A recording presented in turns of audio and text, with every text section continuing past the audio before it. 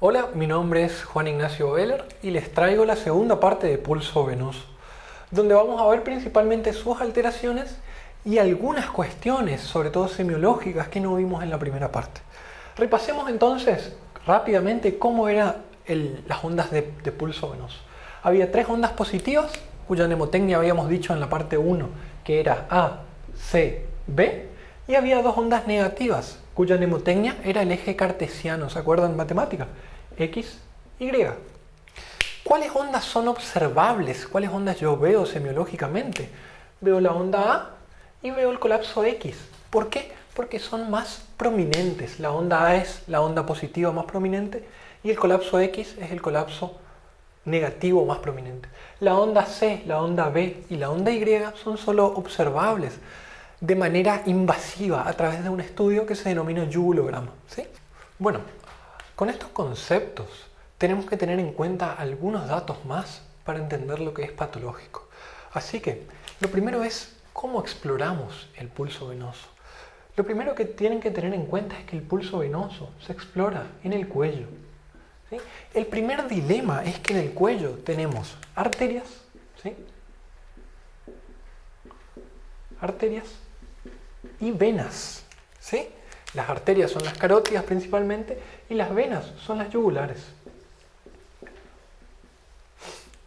¿Cómo yo diferencio si el latido, la pulsación que estoy viendo es arterial o es venosa? Cuando la pulsación es arterial, yo la puedo palpar. ¿Por qué? Porque las arterias poseen una capa media. Si yo dibujo una arteria acá y dibujo su capa media, ¿sí? Contiene gran cantidad de fibras elásticas y músculo. Entonces, cuando la sangre atraviesa, ella puede mantener el tono. Y si se vaciara, podría seguir manteniendo su forma redonda. En cambio, ¿qué pasa con las venas? Las venas tienen una capa media muy estrecha. Fíjense que en mi dibujo, yo dibujo una pequeña capa media. Entonces, ¿qué pasa? Cuando la sangre pasa, obviamente la vena se mantiene dilatada, mantiene una forma. Pero cuando la sangre se va, si hipotéticamente se vaciara la vena, ¿qué hace? Automáticamente se colapsa, se cierra, desaparece su luz. Entonces, ¿cómo yo sé si es una arteria o una vena? Primero, las arterias son palpables, visibles y palpables. Las venas son visibles, pero cuando las intento palpar, las colapso. Simplemente desaparecen en condiciones normales. ¿Qué otra cosa ocurre? Fíjense lo que les dije acá. Mientras que haya sangre en las venas, la vena se va a mantener distendida. Cuando la sangre se va, la vena se va a colapsar. Si yo estoy acostado, si yo estoy en posición de cúbito dorsal, la sangre va a poder venir de los pies y me va a producir una leve ingurgitación de mis venas. Pero cuando yo me paro, la gravedad tira toda la sangre hacia los pies. Entonces, en posición acostado, probablemente yo observe las venas. Cuando la intente palpar, se colapsan. En posición parado, las venas se colapsan y yo no las veo ni las siento. En cambio, las arterias, como poseen gran capa media, tanto en posición parado como en posición acostado, van a seguir teniendo su forma, las voy a seguir viendo y palpando. Una vez que estoy seguro de que estoy viendo yugular, tengo un dilema. Hay dos yugulares, la vena yugular externa y la vena yugular interna. Fíjense lo que dicen los libros sobre las venas yugulares. Dice, nosotros podemos mirar cualquiera de las dos, ¿sí? Cualquiera. Ambas son útiles para observar las variaciones en la presión de la aurícula. Pero ¿qué dice el libro? El libro, tanto el Harrison, el Argente como el Cosio, explican, la vena yugular externa es oblicua, ¿sí? Con respecto a la aurícula. Fíjense, si esto es mi aurícula, la dilatación ocurre en esta zona. No, la presión de la aurícula no se manifiesta directamente. ¿Por qué? Porque está oblicua con respecto a la aurícula. ¿Sí? Las presiones de esta distensión no van a producir necesariamente una dilatación ideal de la vena yugular. Y además, ¿qué tiene las venas yugulares externas? Tienen esto que se llaman válvulas. ¿Qué hacen las válvulas? Cuando la sangre va descendiendo, van chocando contra las válvulas. Y las válvulas impiden que las pulsaciones se vean de manera adecuada. Repito, es mucho más práctico usar las venas yugulares externas porque están externas al esternocleidomastoideo.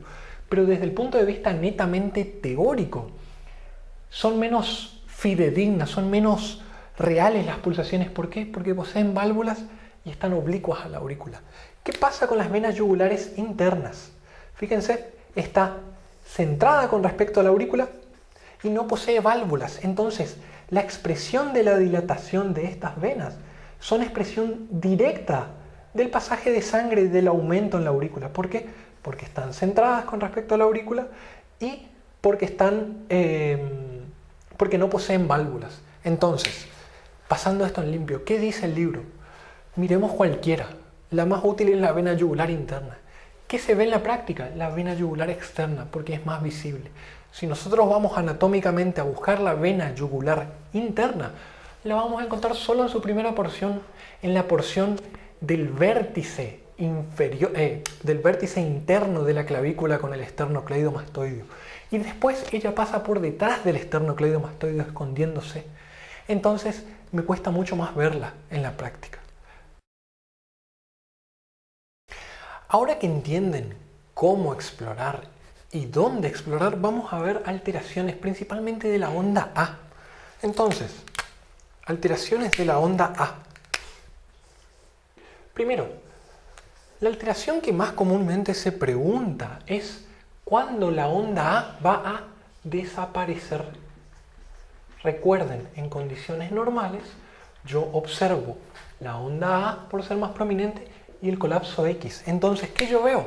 Dilatación, colapso, dilatación, colapso, dilatación, colapso. Onda A, colapso X, onda A, colapso X. Si la onda A desaparece, es simple. Nos preguntamos, ¿por qué ocurre la onda A? Entonces volvemos al video número 1 y vemos que la onda A ocurre por la contracción de la aurícula, lo cual aumenta la presión y permite que la sangre no siga descendiendo, pero tampoco suba, sino que dilate las yugulares. ¿Sí? Ahora, si no hubiera contracción auricular, ¿habría onda A? La respuesta es no. Entonces, ¿por qué desaparece? Por la ausencia, ¿sí?, de una contracción auricular. Esto ocurre en una patología, en una arritmia que se llama fibrilación. Fibrilación auricular. ¿Qué es la fibrilación auricular? La fibrilación auricular es una arritmia que se caracteriza, si bien la aurícula se contrae de manera arrítmica, se contrae como ella quiere. Este pedazo se contrae primero, después este. Por lo cual la contracción no es útil, es una contracción como si fuera una bolsa de gusanos, donde cada uno se mueve para donde quiere, lo cual no aumenta la presión en la aurícula, ni es efectivo para bombear hacia adelante. Obviamente que si nos aumenta la presión en la aurícula porque la contracción es asincrónica, ¿sí?, todas las fibras van para donde quieren, tampoco va a producir la onda A. Entonces, desaparición de la onda A es típico de esta arritmia que se llama fibrilación auricular. Tenemos causas de aumento de la onda A, ¿sí?, y son dos: la onda A llamada onda A gigante, ¿sí?, y la onda A llamada onda A en cañón. La onda A llamada onda A gigante, ¿sí?, ocurre, fíjense qué sencillo, hay muchas causas, yo les voy a explicar la que considero más sencilla para entender. Recuerden, en mi esquema, como expliqué en el primer video, esto es ventrículo, esto es aurícula y esto es yugular. Recuerden, la yugular no desemboca en la aurícula, es meramente esquemativo, ¿sí?, esquemático. Entonces, la sangre viene descendiendo por acá, de la yugular hacia la aurícula, en realidad al tronco brachiocefálico, a la cava. Bueno, en nuestro ejemplo, la aurícula. La aurícula empieza a contraerse, entonces normalmente aumenta la presión y produce que la sangre vaya hacia las paredes, porque no puede seguir descendiendo. Ahora, supongamos que la aurícula tiene que hacer más fuerza, ¿sí?, ¿qué va a generar? Mayor presión, mucha mayor presión. ¿Por qué la aurícula podría hacer más fuerza? ¿Por qué podría necesitar más fuerza? Porque se estrechó el espacio que conecta la aurícula con el ventrículo. Entonces, para pasar más sangre por un espacio más pequeño, yo tengo que hacer más fuerza, lo cual aumenta más la presión. Si aumenta más la presión, la dilatación se hace más grande. Esto ocurre en la estenosis tricuspidia. Estenosis es la dificultad o la alteración en la apertura valvular. Entonces, yo no abro bien mi válvula, la aurícula tiene que hacer más fuerza para hacer pasar esa sangre y eso genera mayor presión, mayor dilatación. Estenosis tricuspidia. También ocurre en la hipertensión pulmonar, también ocurre en el endurecimiento del ventrículo, en la pérdida de la complacencia, ¿sí? Pero esta es la forma más fácil de explicar. Onda A, gigante. ¿Por qué ocurre la onda A en cañón? La onda A en cañón ocurre por esto. Nosotros tenemos otra arritmia que se llama bloqueo aurículo-ventricular de tercer grado, donde es sencillo de entender. Yo tengo, básicamente el sistema de conducción del corazón funciona así. Yo tengo el nódulo sinusal que se conecta con el nódulo AB. El nódulo sinusal es el que manda las señales para decir late la aurícula, luego late el ventrículo. Late la aurícula, luego late el ventrículo. En esta arritmia nosotros tenemos disociación auriculoventricular. La aurícula no se comunica con el ventrículo. El nódulo sinusal no se comunica con el nódulo auriculoventricular. Entonces, la aurícula late a una frecuencia de entre 60 y 100. Mientras que el ventrículo late a una frecuencia de entre 40 y 60 aproximadamente. ¿Por qué lo hace? Porque el nódulo sinusal descarga, pero descarga más lento, ¿sí? Entonces, fíjense, yo estoy latiendo a 30 y yo estoy latiendo a 100. Bien asincrónico, hasta que de repente en uno de los latidos laten los dos al mismo tiempo.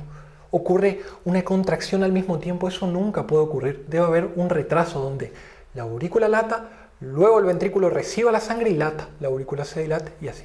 Si ambas laten al mismo tiempo, aurícula y ventrículo, ¿qué pasa? La aurícula que está acá va a contraerse contra un ventrículo que se está contrayendo. Si el ventrículo se contrae, la válvula tricúspide se mantiene cerrada. Entonces, ¿qué va a hacer la aurícula con su contracción que es más débil? Lo único que va a conseguir es que la sangre choque contra esa válvula cerrada y empiece a rebotar fuertemente. Recuerden el concepto, reboto fuertemente. ¿Qué hago? La sangre rápidamente dilata a la vena yugular, lo cual se llama V en cañón. ¿Por qué? Porque parece un cañonazo, parece un disparo. ¿Por qué? Porque está producido por la contracción auricular contra una válvula cerrada. ¿Por qué está cerrada? Porque la contracción es al mismo tiempo y el ventrículo gana la pelea.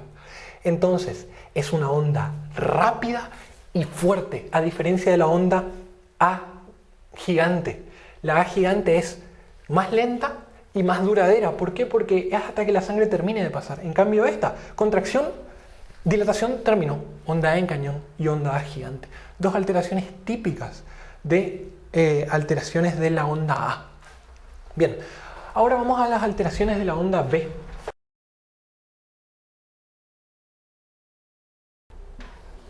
Fíjense lo que yo les pongo, onda B. Volvamos acá. ¿Por qué ocurre la onda B? Ocurre porque básicamente yo tenía un ventrículo, ¿sí? La sangre venía descendiendo porque la columna de sangre era pesada, pero se me llenó la aurícula. Ahora moléculas chocan contra las paredes porque están llenas y no permiten que el peso siga haciendo bajar. Entonces la onda B es por el llenado auricular. El aumento de la onda B, mal llamada B gigante, ¿sí? Mal llamada B gigante, es una onda especial que se llama onda S u onda R. ¿Sí? S o R es el verdadero nombre. ¿Por qué?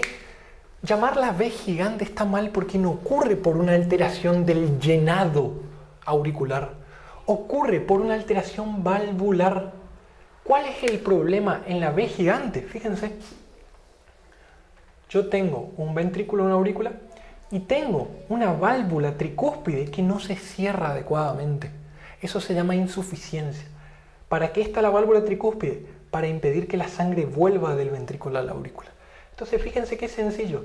Durante la contracción auricular, ventricular, que la sangre debería pasar a las arterias pulmonares, pasa un poco a las arterias pulmonares y un poco a la aurícula. De la aurícula termina en las yugulares, provocando una dilatación. ¿Por qué se llama onda V gigante? Porque la V ocurre al mismo tiempo que la sístole ventricular. Entonces se la tiende a confundir como si fuera una V gigante, pero no es una V gigante. Su fisiopatología está en el déficit, en el cierre de la válvula tricuspidia, en la insuficiencia tricuspidia. ¿Qué característica típica adopta? Adopta lo que se llama arterialización. ¿Qué quiere decir que una vena se arterializó? Quiere decir que esa vena está directamente conectado con las contracciones ventriculares. Cada vez que late el corazón, la arteria se va a dilatar y ahora va a ser palpable y visible. ¿Por qué? Porque tiene la fuerza del ventrículo. ¿Me siguen? Esa básicamente es la explicación y es por eso se entiende que es mal llamada V gigante y que se la prefiere llamar onda S o onda R. Y está asociada a insuficiencia tricuspidia. Y da el fenómeno de arterialización. Una contracción con un latido. Una contracción con un latido venoso. Muchas gracias. Si les gustó el video, a nosotros nos ayudan de verdad compartiendo y dándole like. Sus comentarios son muy valiosos para nosotros. Próximamente mucho más videos, tanto de mi parte como la de el Dr. Beller.